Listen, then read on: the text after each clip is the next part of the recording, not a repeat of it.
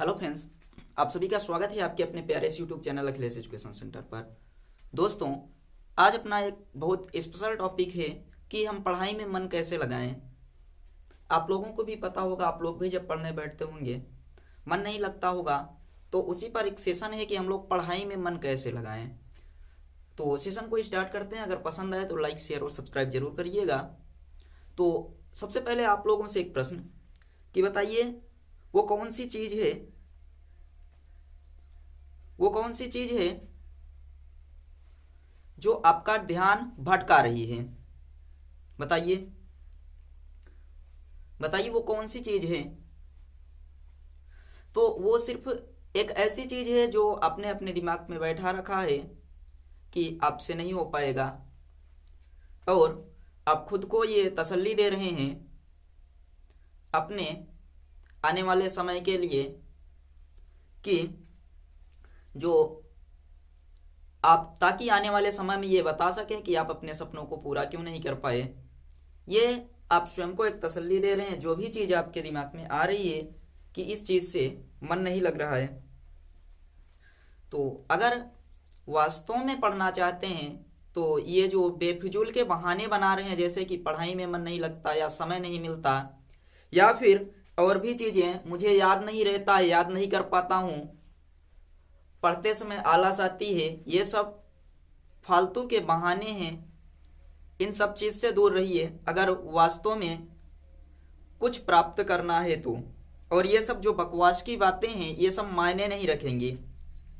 आप लोग एक चीज़ बताइए कि परीक्षा के एक दिन पहले ही आप लोग 10 चैप्टर कैसे तैयार कर लेते हैं, कैसे पढ़ाई कर लेते हैं, जबकि जब परीक्षा के पहले बहुत सारा समय रहता है तो आप लोग एक एक चैप्टर एक दिन में नहीं तैयार कर पाते, एक दिन में नहीं पढ़ पाते हैं। और जब परीक्षा का समय आ जाता है तो एक ही रात में 10 चैप्टर, 15 चैप्टर, 20 चैप्टर का रिवीजन कैसे कर लेते हैं। बताइए बताइए ऐसा कैसे हो जाता है।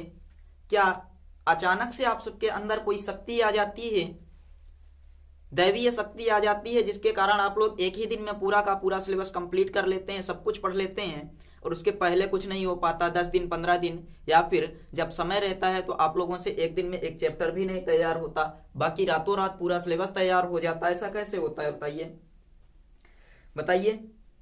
उसके पहले आप लोग तो पूरी तरह से आलसी बने रहते हैं, नहीं तैयार हो पाता, आलस आता, एक भी चैप्टर नहीं तैयार होता, बहानों से घिरे रहते हैं।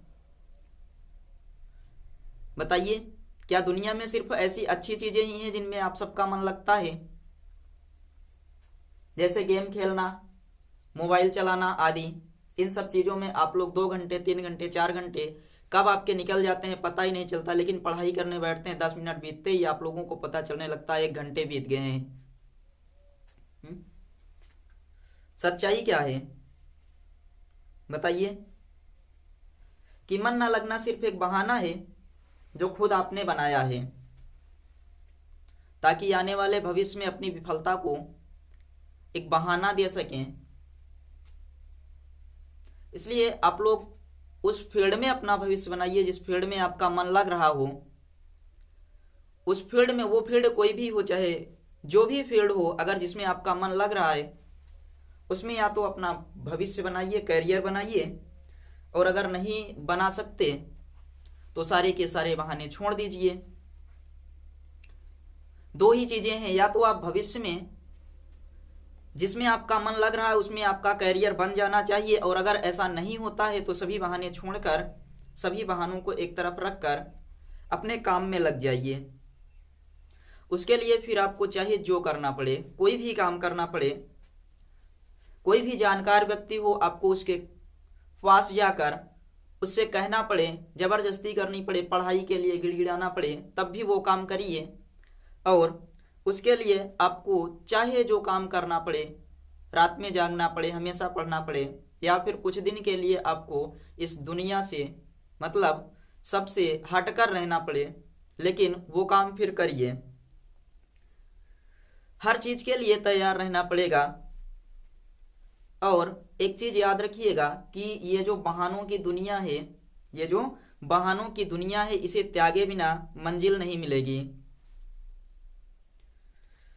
आपको एक सच्चाई बताएं, आप किसी से भी पूछें कि आप पढ़ाई में मन कैसे लगा सकते हैं, वो आपको हजार तरीके बताएंगे, लेकिन उनका एक भी तरीका आपके काम नहीं आएगा। जब तक कि आप स्वयं से एक स्ट्रेटजी नहीं बनाएंगे और उसको फॉलो नहीं करेंगे, दुनिया के हजार तरीके आपको काम नहीं आने वाले हैं। आप अपने आप से एक नियम बनाइए, टाइम टेबल बनाइए, उसको फॉलो करते हुए पढ़ाई करिए। सबसे पहले आपको यह समझना जरूरी है कि आपका ध्यान कहाँ भटकता है, किस चीज पर आपका ध्यान भटकता है। अगर आप लोग वो चीज समझ गए और वहां पर कंट्रोल करिए, जैसे अगर आप फोन चला रहे हैं ज्यादा समय तक, तो कुछ समय के लिए फोन को त्यागिए। अगर कोई ऐसा कहे कि आप अपना मोबाइल त्याग दीजिए, तो क्या आप त्याग पाएंगे? और एक चीज याद रखिए, मोबाइल ही अकेले नहीं है, मोबाइल में भी आप लोग, एक मोबाइल ही अकेले नहीं है ध्यान भटकाने के लिए। और कोई अगर कहे कि फोन त्याग दीजिए, तो त्याग नहीं पाएंगे। तो आपका दिमाग ऐसा है कि जहां आपको अच्छा लगने लगे जिस काम में, वही काम करना पसंद करता है। और आपको ये पता है कि दिमाग अगर बिना मेहनत के दिमाग को मजा आने लगा है, तो आपसे दिमाग मेहनत क्यों करवाएगा? बताइए, अगर आपके दिमाग को बिना मेहनत के मजा आने लगे, तो दिमाग आपसे मेहनत क्यों करवाएगा? बताइए। और एक चीज आप लोग समझिए कि जिस प्रकार से कागज के जो फूल होते हैं वो देखने में अच्छे लगते हैं, कागज के फूल सजावट के काम आते हैं और देखने में अच्छे लगते हैं, लेकिन पूजा सिर्फ असली फूलों से होती है, आपको ये पता है। इसलिए आपको क्या करना है कि असली चीज पर मेहनत करिए और असली चीज पर मेहनत करिए जो आपको सक्सेस की ओर ले जाए।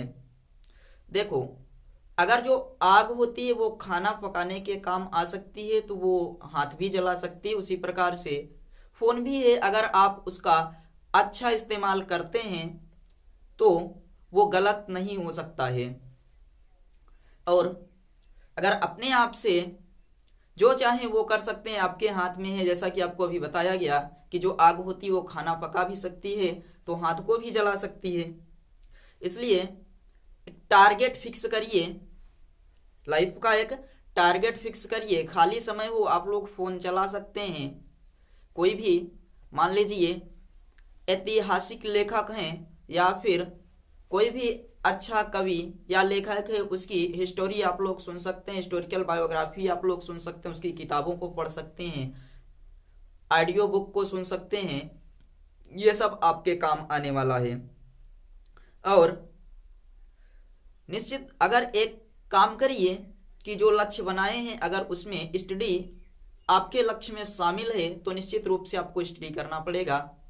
और अगर स्टडी नहीं शामिल है तो आप लोग बेशक उस चीज़ को छोड़ सकते हैं।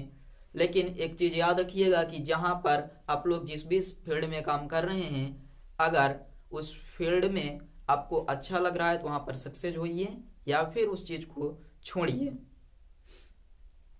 और आपने एक चीज़ सुना होगा कि, या फिर आप लोग वैसे भी समझ लीजिए कि अगर आपको प्यास लगे तो आप ये नहीं कहेंगे कि हमें ग्लास उठाने का मन नहीं है या फिर ग्लास लाने का मन नहीं है, आप खुद जाएंगे पानी के पास।